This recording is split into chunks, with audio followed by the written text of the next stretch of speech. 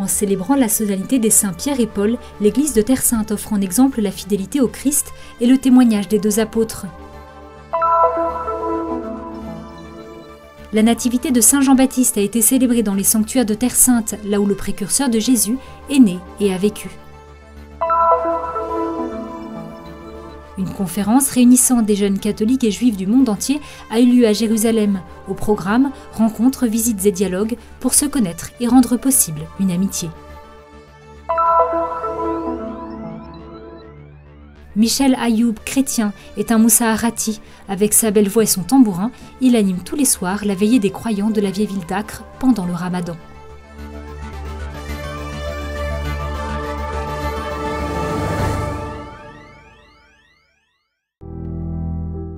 La solennité des saints Pierre et Paul a été célébrée en Terre Sainte. La rencontre de Pierre avec Jésus a eu lieu sur les rives du lac de Tibériade. L'évangile de Saint Jean est limpide. Jésus posa son regard sur Pierre, un regard qui a marqué le début d'une nouvelle vie, d'une nouvelle histoire. Encore aujourd'hui, il est possible de visiter les ruines de la ville de Capharnaüm, le seul endroit au monde qui a le privilège d'être appelé la ville de Jésus. De longues années de recherches archéologiques ont conduit à la découverte de la maison de Saint-Pierre, où à plusieurs reprises, Jésus lui-même s'est rendu et s'est manifesté. Du ministère de Jésus en Galilée jusqu'à ces dernières heures à Jérusalem, la vie de l'apôtre a été marquée par des dialogues intenses et des signes forts, comme lorsqu'il renia Jésus sur le lieu même où se trouve aujourd'hui l'église de Saint-Pierre en Gallicante. C'est précisément en ce lieu que dans l'après-midi du 28 juin ont été récités les vêpres, un moment de prière avec pour toile de fond les murailles de Jérusalem. Religieux et chrétiens locaux se sont ensuite rendus en procession aux vestiges des escaliers de l'époque romaine, empruntés selon la tradition par Jésus lui-même. Après une méditation sur les événements arrivés ici, la célébration a pris fin avec la bénédiction des mosaïques qui seront bientôt disposées à l'intérieur de l'église. Cette église est très importante parce qu'elle nous rappelle à la fois l'endroit où Jésus... Cette église est très importante car elle nous rappelle le lieu où Jésus a été condamné à mort, mais aussi le lieu où Pierre l'a renié. C'est un lieu émouvant parce que ce regard que Jésus pose sur Pierre, qui vient de le renier, est vraiment un regard de miséricorde. Le message de cette église est le message de la miséricorde de notre Sauveur pour chacun de nous. Le message de cette église, c'est le message de la miséricorde de notre Sauveur, pour chacun, chacune de nous.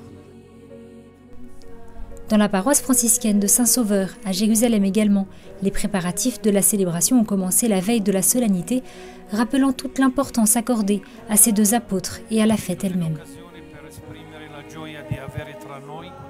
La messe a été présidée par le patriarche latin Monseigneur Foix-de-Toile, aux côtés du custode de Terre Sainte, le père Francesco Patone, en présence de nombreux prêtres.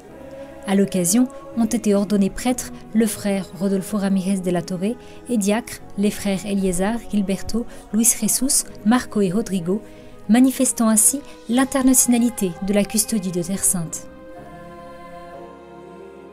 Siamo molto contenti, i miei confratelli diaconi e io presbitero.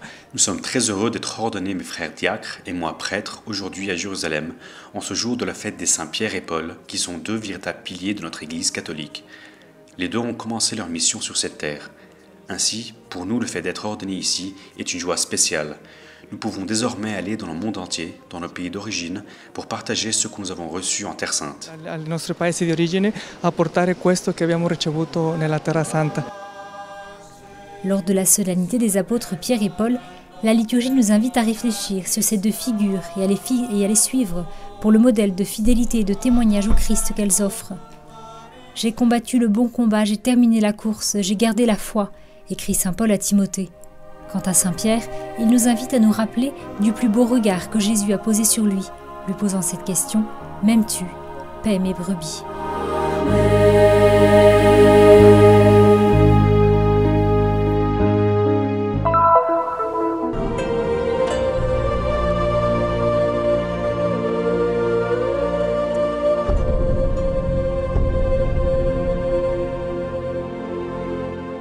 Sur cette terre de Judée, Jean-Baptiste a vécu. Celui qui mena une vie austère vivait dans des grottes et se nourrissait de sauterelles. Comme l'avait prophétisé en effet le prophète Isaïe, un précurseur du Messie viendrait du désert.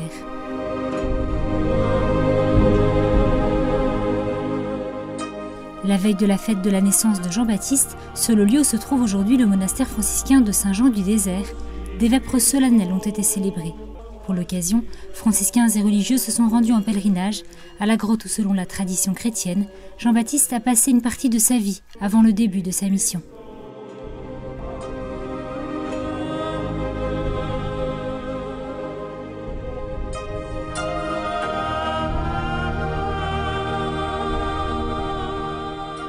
L'ermitage, situé dans un endroit isolé, est entouré de silence, préservant ainsi sa beauté et sa paix caractéristiques de cet endroit. Fils de Zacharie et d'Élisabeth, le cousin de Jésus, Jean-Baptiste, était le dernier des prophètes. Il a annoncé la venue du Christ et prêchait la conversion des péchés.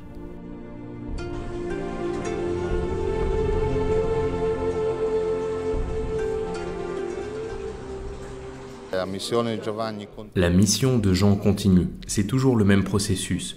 Pour accepter Jésus, afin de vivre la bonne nouvelle, il faut se convertir. Il y a un choix à faire.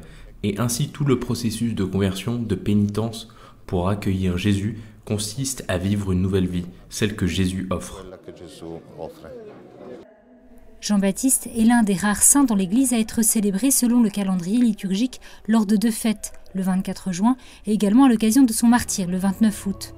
Son importance est grande à tel point que Jésus lui-même l'a exalté, soulignant qu'il était plus qu'un prophète. Jean était le messager envoyé pour préparer le chemin.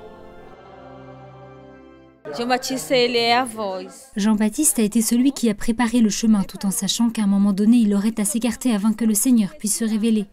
Ainsi, de la même manière, aujourd'hui, l'Église et nous, chrétiens, nous devons montrer au monde le chemin menant au Seigneur. Tel est l'enseignement que le Baptiste nous a laissé.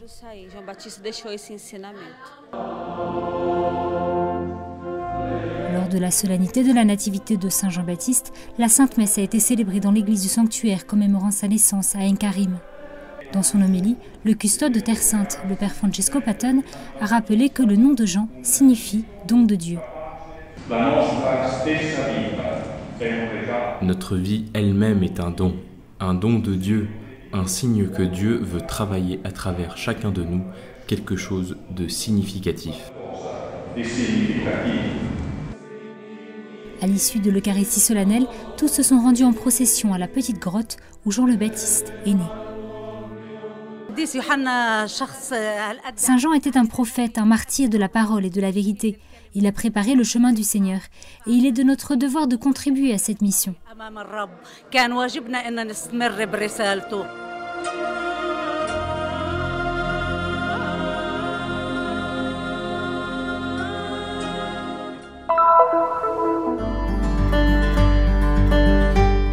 Religions et politiques, faire face à l'extrémisme religieux. Tel est le titre d'un événement de 3 jours organisé par la Commission du Vatican pour les relations religieuses avec le judaïsme et le Comité juif international pour les consultations interreligieuses, IJCIC, qui a réuni 50 jeunes, 25 catholiques et 25 juifs. Il s'agit de la 4e conférence à s'adresser exclusivement aux jeunes, une initiative commencée en 2008 à Budapest, en Hongrie, avec seulement 10 personnes. Cette année, pour la première fois, la conférence a eu lieu à Jérusalem. Le dialogue entre juifs et catholiques aura besoin de personnes jeunes, des gens nouveaux. Sinon, il ne pourra pas aller de l'avant. Ainsi, en collaboration avec nos partenaires juifs, nous avons décidé d'organiser une conférence multireligieuse. L'objectif est double. Premièrement, nous célébrons Nostra Aetate et les incroyables changements qui ont eu lieu entre les juifs et l'Église catholique. Nous reconnaissons également que ces changements sont porteurs d'avenir. C'est pourquoi nous passons le relais à la jeune génération. Les participants viennent du monde entier et portent chacun des histoires différentes. L'un est étudiant en médecine en Allemagne, l'autre enseignant à Nazareth, un autre frère de la custodie de Terre Sainte, un autre encore futur rabbin. Je suis heureux de participer et d'entendre l'opinion de ces nombreux jeunes sur le dialogue avec les juifs et le judaïsme. C'est un honneur pour moi de représenter la custodie et d'entrer en relation avec de nombreuses personnes que je n'ai jamais encore rencontrées dans ma vie.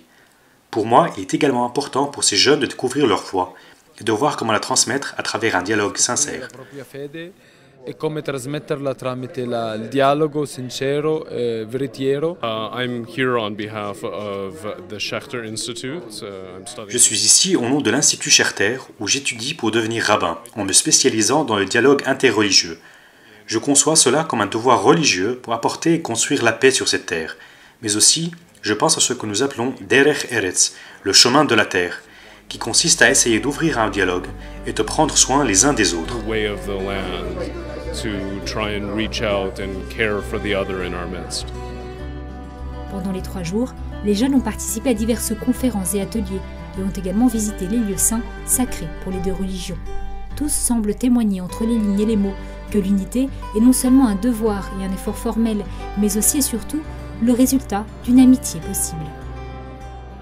It's very important to remember and therefore to understand the transformation within the relationship now of Jewish. Il est très important de se rappeler et de comprendre la transformation d'aujourd'hui dans le rapport et dans le dialogue entre juifs et catholiques, et même nous rendre compte à quel point nous avons avancé.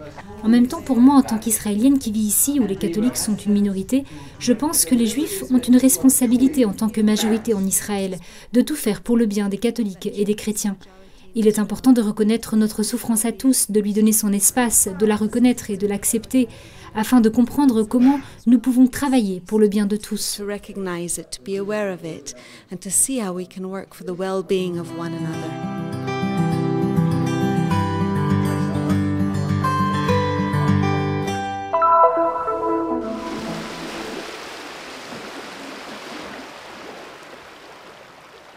Au cœur de la nuit, dans les rues étroites de la vieille ville d'Akko, le Saint-Jean d'Acre des Croisés résonne sur la jetée les douces notes d'un tambourin et de la voix d'un jeune arabe, Michel Ayoub.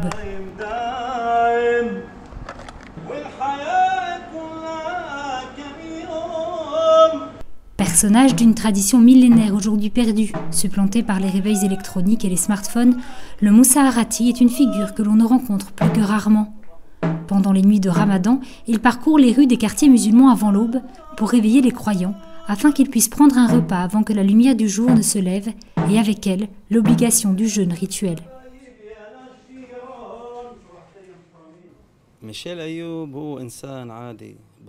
Je suis un homme simple, comme les autres. J'ai 40 ans, je suis charpentier, mais j'ai un autre talent. Dieu m'a donné une belle voix.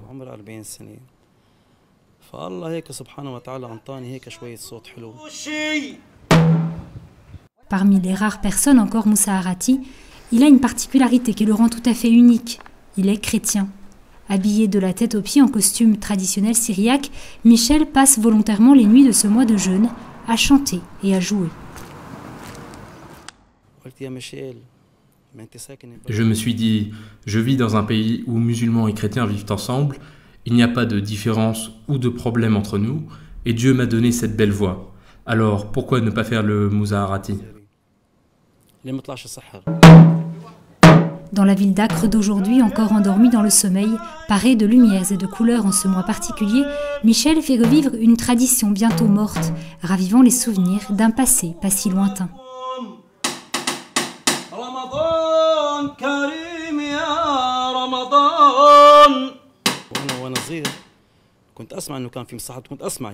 J'étais jeune quand j'entendais les Moussa Harati réveiller les gens. Et puis cette tradition s'est brusquement arrêtée. J'ai donc décidé de la faire revivre, parce que je pense que c'est une tradition qui ne doit pas mourir. J'ai alors commencé à chanter et les gens étaient contents de voir que cette tradition ne soit pas interrompue. Je suis heureux et les gens aussi. Dieu merci. Il a véritablement un don, indépendamment de ce qu'il est, de sa religion, de sa race, le don d'enchanter les nuits sacrées d'Akko. À celui qui dort encore, réveille-toi, proclame ta fidélité à Dieu, lève-toi pour manger le repas de l'aube.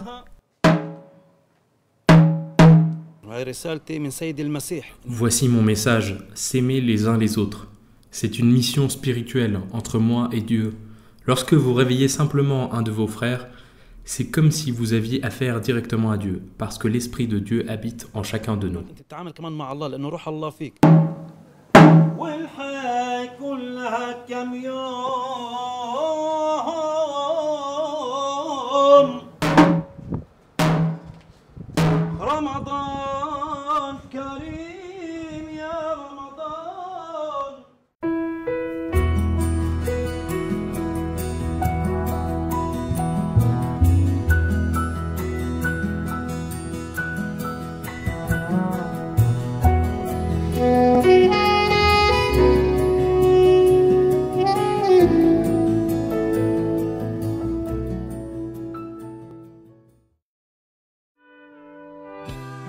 Le Terra Santa News est une production du Christian Media Center situé à Jérusalem, en Terre Sainte.